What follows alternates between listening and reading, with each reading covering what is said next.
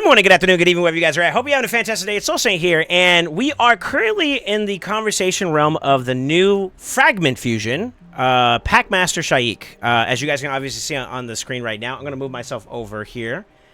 He is going to be a Force HP Legendary champion that's going to be added to the Orc Tribe. Now, there's been some conversations that's been going on, not only on my live stream, but also in general about this champion, and I wanted to break down his kit, give you guys my thoughts and my consensus about where he could be usable at, and then we'll talk about the future and what may or may not be in store for whether or not you should go for this champion. So, with that being said, let's get into it. So, his first ability, his A1 is going to be Kill Command. He attacks one enemy, has a 50% chance of placing a decreased defense buff for 2 turns.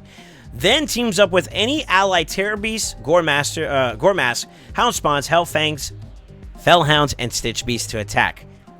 That's a lot of dogs. The allies joining the attack will use their default skill. Obviously, it increases his chance up by an additional 20, so it would be a 70% chance to land that decreased defense.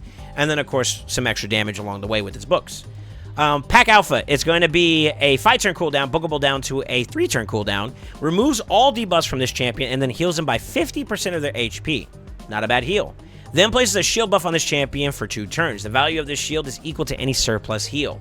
The shield buff cannot be removed, stolen, or transferred if at least one of the previously mentioned dogs is on the same team. Finally, a taunt buff is placed along with a 30% reflect damage buff on the champion for 2 turns. So, on PackMaster specifically. They can't be removed as well if the same iteration of champions are also on the same team. There only has to be one of them. Now, Blood Howl, which is his A3, it's a 4-turn cooldown, bookable down to a 3-turn cooldown, fills the turn meter of all allies by 25%. Not too bad. That's kind of like just a little bit below Arbiter and the likeness of Arbiter. I think you might be more kind of closer towards maybe like a Morgan, if you're familiar with that fusion that we had. That's kind of like where the turn meter range of that one is at. So not bad, not the top of the line. Also has an 80% chance of placing a block buff debuff on all enemies for 2 turns. This is bookable up to a 100% chance once it's fully booked on a 3-turn cooldown, right? And then it can be resisted if the pack, as what I'm going to call it, if there's any one of them on the team as well.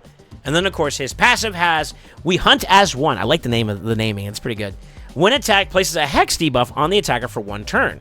Ally attacks on targets under a Hex debuff placed by this champion deal 20% more damage. And then, of course, when this champion is attacked, the allied pack will also counterattack. So it's basically like he has like a built-in counterattack for the team as long as he's in there along with them. So, last but not least, this ore is going to be increased speed by 19%, pretty much your standard average range. Comparable to some epics as well as some legendaries. It's not top of the line, but it's a really good like baseline average for it. So, what do I think about this guy overall? I think that this guy is kind of lackluster, and I'm going to explain why. Not having a 100% decreased defense, which is not also AoE. Not having a guaranteed hex that doesn't require conditionals, like him being attacked, for example, which is what his kit currently is saying. Conditionals, in my opinion, when it comes to dealing with like a legendary per legendary, or in that matter, any other champion, these conditional effects lower the value of a champion based off of my criteria. So the less conditional a champion is, where like they just do their thing and they do it well, that means that they're going to do well in terms of my placement. But if they have a lot of conditionals, a lot of hypothetical scenarios that have to play out a certain way in order for you to net gain what you're looking for, then that could be kind of a little bit less of a daunting thing. Let's just start off with right off the rip, what do I think that it has some good value. One, just straight up having a removal debuff for himself. Of like across the board and having a straight 50% heal, it's nice. And then the shield is also nice too, but it doesn't provide, like this PackMaster doesn't provide it to everyone, so he's kind of a little selfish in that sense, right? The A3 is probably the biggest thing that right now, just straight up as an individual champion, he has going for himself. All allies getting turn meter boost by 25%, that's a W. Also putting block buffs up across all enemies is also a W. And in areas like Hydra, for example, where block buff is a very good debuff to have in your team, it negates Poison Cloud, it negates Wrath, and I believe Suffering from getting reflect damage, which is what kills a lot of teams from their own damage. You know, you get punished for doing the right thing, for lack of better words.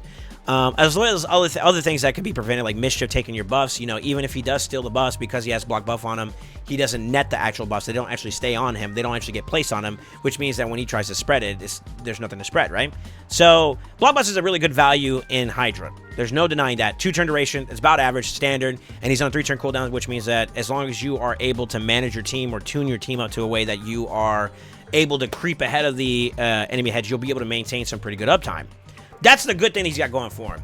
The problem is that this guy is kind of supposed to be synergistic with a lot of champions that are dog-based, which it's a niche, funny little concept, but the problem is that the lineup that we're looking at, they're not really viable. And let's just say it like that. In what cases would you actually use a Fellhound outside of like maybe campaign? And if you're using him in campaign and that's your reference point about the relevancy of Fellhound, you don't need a PackMaster to do what Fellhound does in campaign. So the synergy here is non-value, right? Hellfang, that's food. Houndspawn, that's food. Goremass, that's probably food.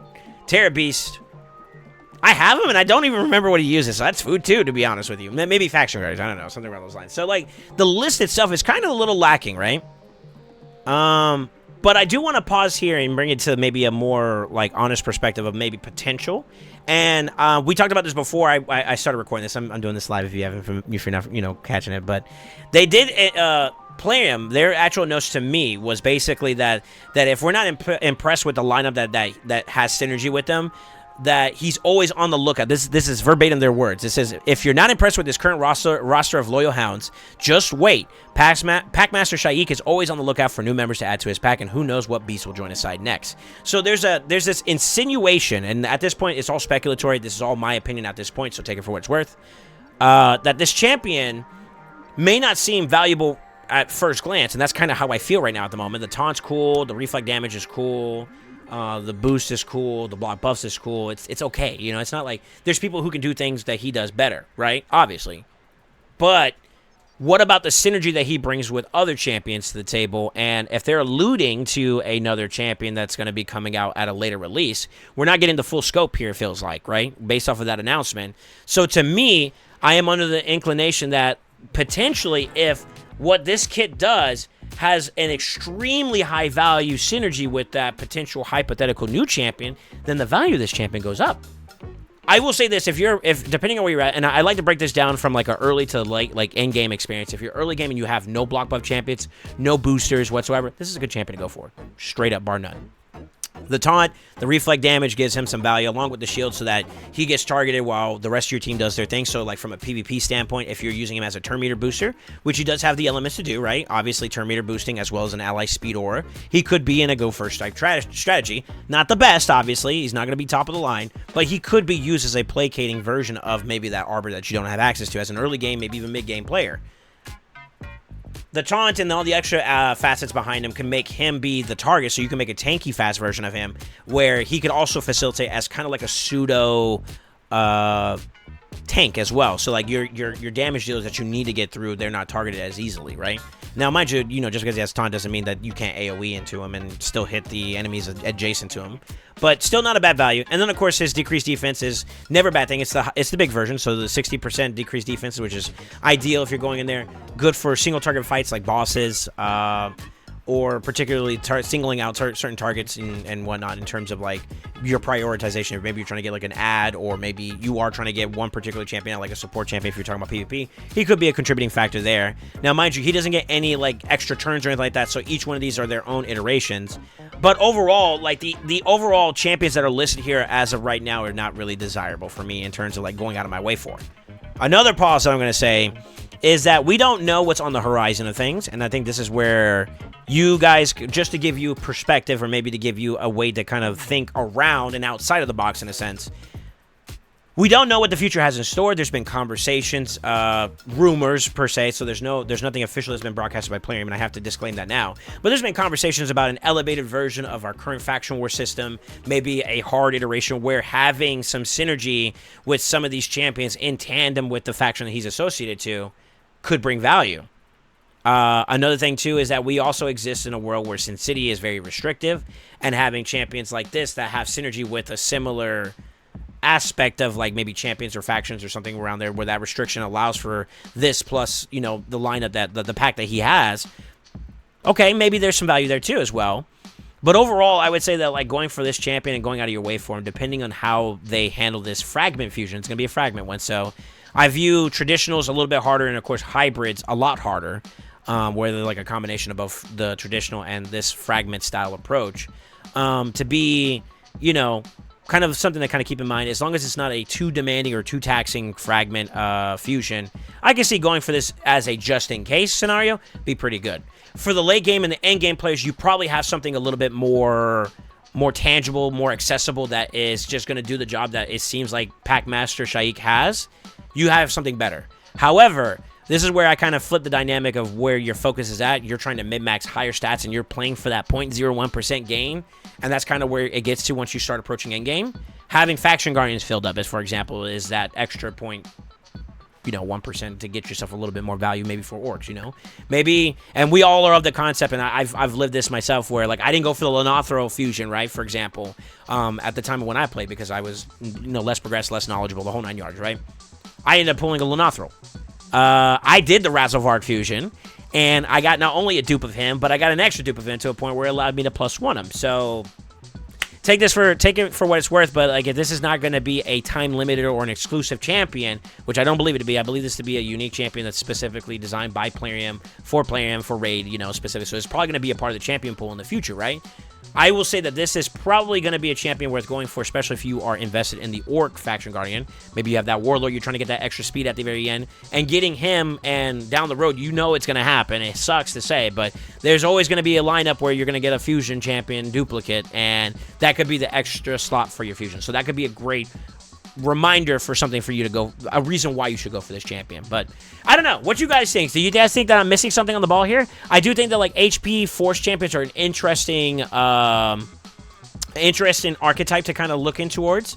There's not really a crazy amount of HP champions. I will also say this too, you can kind of tell based on the way that this champion is designed that I don't foresee him being a damage oriented champion. He seems to be more support utility oriented. So depending on his base stats, depending on some other variables, that could be a really good inclination. Like, it may not seem like he may be the most desirable speed booster, but what if he has the craziest amount of base speed, right? Then next thing you know, with the really good gear you have on, then now you're going first because you have a really good champion that stands out that way, you know? So take what I say with a grain of salt. It's just my, at first glance, you know, perspective of him. I think that it's always really, you have to be very cautious about being too premature with your speculations and things of that sort. But I did want to bring to the table where I thought that maybe he got some value, maybe with the future in mind, that there could be some possibilities where having him is more beneficial than not having him. And then, of course, as always, even just with his current iteration, with the information we have right now currently, does this champion give us enough value to go for? At the end of the day, fusions are taxing, right? They take resources. So, anyways, I hope you guys like the way this guy looks. I mean, as always, I have to give my kudos to the development team that for the design department. They never miss when it comes to the way this champion looks. He looks very, very clean as usual. Updated scale. I love the Jackal look on top of him in terms of you know, having the hide on his head, and it's kind of wrapped around his face and all that too. So like it's almost as if it's like a helmet-like feature, you know. Very, very beautiful design. He does have some commonality behind some champions, like in terms of like the drapes and the open legs. I think like champions like Warlord, for example, that's one of the only ones that come to mind right off the rip. They kind of look very comparable in that regard. So I think this guy looks dope. I think he looks really, really cool. The glowing staff mace, I don't know what you want to call that. Aesthetically, they never miss. They never miss. I mean, you can see in true essence this is an orc, and you can feel it, right? So, I don't know. You guys let me know what y'all think. I think at the end of the day, are you going to go for this fusion or not? I think I will, at least for the Faction Guardian value, but I am going to put my trust. I know this is going to sound really weird, but I'm going to put my trust and see if maybe Plarium is cooking something up. I'm always a proponent of that, like, there's a bigger picture that you always want to be aware of, like, and I feel like right now I'm only getting a piece of it. So, who knows what the future has in store? Maybe this is a dud? I don't know. Let me know in the comments. Don't forget to like, comment, subscribe, and as always, always remember, stay ascended.